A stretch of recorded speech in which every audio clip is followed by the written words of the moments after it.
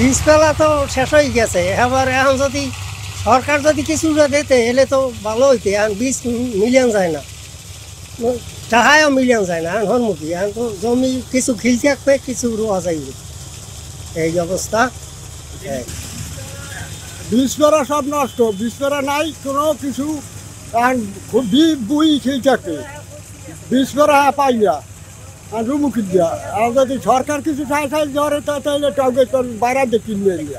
আমনের ফলন রুমু হইয়ের পর তো ফলনটা ওইবে, আমনের ফলন হইবে রুমু, আর নারিকেল হইবে কি টাকা পয়সা নাই। গরিব যারা আছে এটা তো টাকা পয়সা নাই, জমি রাখতে তুইছে সহ্য করে দেয়।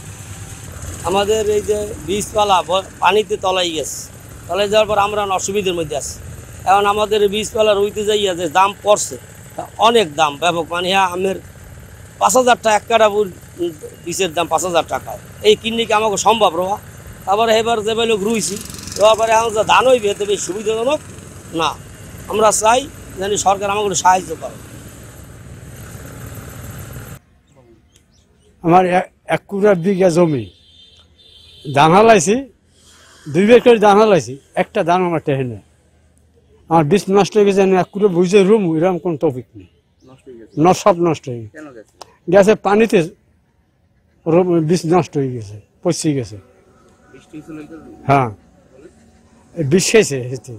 আর এই যে কিনে যে রুমু এরকম কোনো ইস্তেমাল নাই, মাথা কাছে খারাপ হয়ে। ধান ফান তো লাগাইছি এবছর ধান ফানের অবস্থা তেমন একটা সুবিধা না, পানি কেজির চাপে অনেক ক্ষয়ক্ষতি হয়েছে। আমাদের এখন যদি সহযোগিতা করা হয় তাহলে আমাদের একটু সুবিধা হয়। ওষুধপত্র লেবারের যে চাহিদা এবছর এক একটা বদলা নিতে গেলে তারপর দিতে হয় 800-900 টাকা দিতে হয়, তারপর খাওয়ান দিতে হয়, ওষুধের অনেক দাম। এখন আমাদের বেহাল অবস্থা চলতেছে। এখন যদি সরকার সহযোগিতা করে তাহলে আমাদের একটু সুবিধা হয়।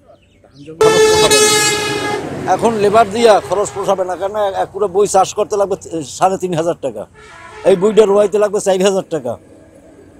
হ্যাঁ, তারপর বীজের যে এবার মাইট দিয়েছে বীজ, এই বীজ তো সব কিনে লাগান লাগবে, অনেক দূর দূরান্ত থেকে বীজ আনতে হবে। এবছর খুব সমস্যার ভিতরে আছে। হ্যাঁ, বীজের দাম মনে করেন যে 1 কাটা জায়গার বীজ 2,000 টাকা। এক পুরো বই যদি চাষ করি তাহলে নর্মালে 3% জায়গার বীজ লাগবে, আর 9% জায়গার, এরকম হবেই না। এটা তো আউশ উঠছে, আউশের পর যেটা এটা তো রুইতে হবে ঘন, যেটা বাইরা ছিল সেইটা একটু পাতলা রোয়া যায়, কিন্তু এটা রুইতে হবে ঘন। আমন চাষ এবার বীজের অভাব, বীজ মরে গেছে। এখন পানিতে টান দিয়েছে, পানি হয়েছে বেশি, যেহেতু এখন আর বুই রোয়া যাইতেছে না। বুই এখন পর্যন্ত জমি রোয়া হয়েছে 40%, 45%, 55% এখনো মানুষের তা রয়ে গেছে। এখন এই বীজ যা নষ্ট হয়েছিল এগুলো ভালো হইবে। আর চড়া দাম দিয়ে এখন কিনতে গেলে বীজ অসম্ভব দাম। 1 কাঠা মানে 3% জায়গার বীজের দাম 2,500-3,000 টাকা। এই দুলাল বিক্রি করছে 1 কাঠা 2,800 টাকা করে। 1 কাঠা জায়গার বীজ দিয়া রোয়া যায় বেশি, ধরেন 12-15% রোয়া যায় না। এই হয়েছে অবস্থা। হ্যাঁ, দিনও শেষ হয়ে যাইতেছে, করার কিছু নাই, বীজ নাই, কি করা যাইবে? অনেক আছে ধরেন রইতেও পারবে না, ধরেন আমার টাকার অভাব আছে, বীজ কিনতে গেলে চড়া দামে কিনতে হয়, টাকা নাই, বীজ জমি খিল। গত বছর আমার প্রায় 1 বিঘা মানে সরকারি হিসাবে 1.5 বিঘা সম্পত্তি, 44% সম্পত্তি আমার খিল রয়েছে। গত বছর রইতে পারিনি। সরকারের কাছে দাবি যদি আমাদেরকে চাষি ভাইদেরকে কিছু সাহায্য সহযোগিতা করে বীজ দিয়া, অথবা বীজের দাম পরিমাণ কিছু টাকা পয়সা দিয়া, তাহলে আশা করি আমরা এই জলাভূমিগুলা রোপণ করতে পারবো। আমাদের প্রায় 1,000 হেক্টর জমি আবাদ সম্পন্ন হয়েছে, প্রায় 80% জমি আমাদের লাগানো হয়েছে। এছাড়া আমাদের সদর উপজেলার বীজতলা কোনো ঘাটতি নেই। 12 পর্যন্ত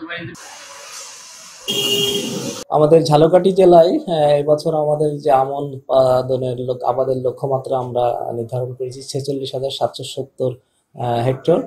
আমরা ইতিমধ্যে 6,000 হেক্টরের মতো আবাদ সম্পন্ন করেছি এবং আমাদের বীজতলাও আলহামদুলিল্লাহ ভালো আছে।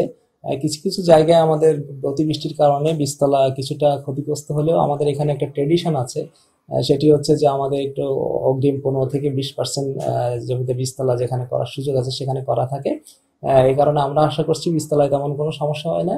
কিছু কিছু জায়গায় যেখানে আমাদের বীজতলা পানিতে সমস্যা হয়েছে সেখানে আমরা ওই বীজতলাগুলো দিয়ে আমরা আশা করছি আমাদের যে আমনের লক্ষ্যমাত্রাটা আমরা পূরণ করতে পারবো।